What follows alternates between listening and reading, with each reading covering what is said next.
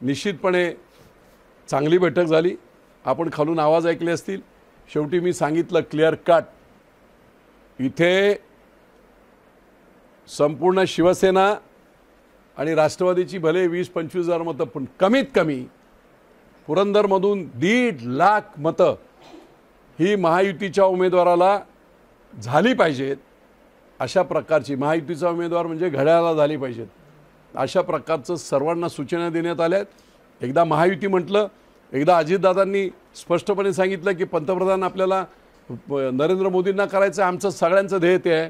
त्यामुळे आता आपल्याला तो तसा हे राहणार नाही आणि म्हणून कुठच्याही परिस्थितीमध्ये एक मत देखील इकडे तिकडे जाता कामा नये।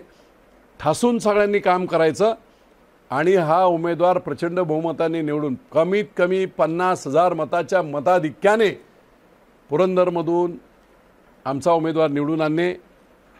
झाला असेल झालं, दादांच्या हातून काही चुका झाल्या असतील, काय झाले असतील, पण आज मोठं इप्सित गाठण्यासाठी आम्ही सगळे एकत्र आलो आहोत। त्या भावनेतून ते सगळं बाजूला ठेवून हा उमेदवार निवडून आणून पंतप्रधान मोदींचे हात बळकट करण्याचं काम करावं असा ठराव आज आम्ही केला। आणि सुरुवातीचे काही लोकांच्या रिॲक्शन्स होत्या, पण जेव्हा हे सगळं ऐकलं त्याच्यानंतर सर्व लोकांनी एक मुखाने आवाज खालून आपल्याला ऐकायला आला असेल। मगाशी आला तुम्ही त्यावेळेस लोक येत होते, आज रंगपंचमी थोडासा लेट झाला, नंतर पूर्ण जागा नाही जरासुद्धा इतकी हे झाली आणि त्या जोशामध्ये सर्वांनी महायुतीच्या घोषणा दिल्या, एकनाथभाई शिंदेंच्या घोषणा दिल्या, नरेंद्र मोदींच्या घोषणा दिल्या, देवेंद्र फडणवीसांच्या घोषणा दिल्या। लगेच त्यांना आहे नको, पण 1.5 लाख मतदान आम्ही ते करू। दादांशी सुद्धा आमची चर्चा होईल।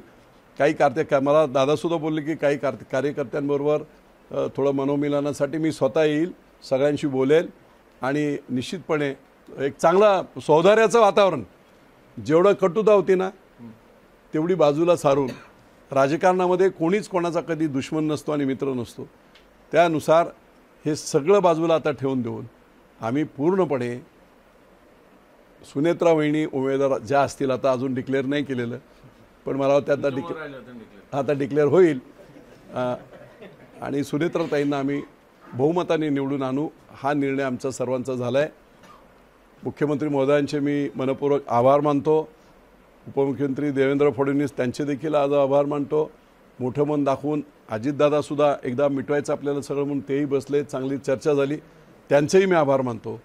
आणि महाराष्ट्रामध्ये महायुतीचे 45 खासदार कमीत कमी आले पाहिजेत, या दृष्टीने निवळ इथेच नव्हे, जिथे जिथे गरज पडेल, जिथे जिथे मुख्यमंत्री सांगतील, दोन्ही उपमुख्यमंत्री सांगतील, त्या त्या ठिकाणी प्रचाराला देखील आमची सगळी मंडळी ही निश्चितपणे जातील।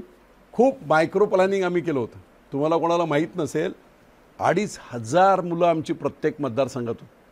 टोटल एकेका मतदारसंघात 500 ते 600 विस्पेरिंग कॅम्पेनपासून ते म्हणजे कोणी विश्वाससुद्धा ठेवला नसता। शेवटी लढाई आहे, पण तीच आता सगळी यंत्रणा आम्ही महायुतीसाठी तीच यंत्रणा वापरणार। काय काय यंत्रणा आहे ती हे करून आता मला सगळ्या टाईपच्या, आता माझ्याकडे गेला वाटतं आपला सागर इथे बस आहे बघा, हे तगडे कार्यकर्ते आहेत एक से। एबीपी माझा, उघडा डोळे बघा नीट।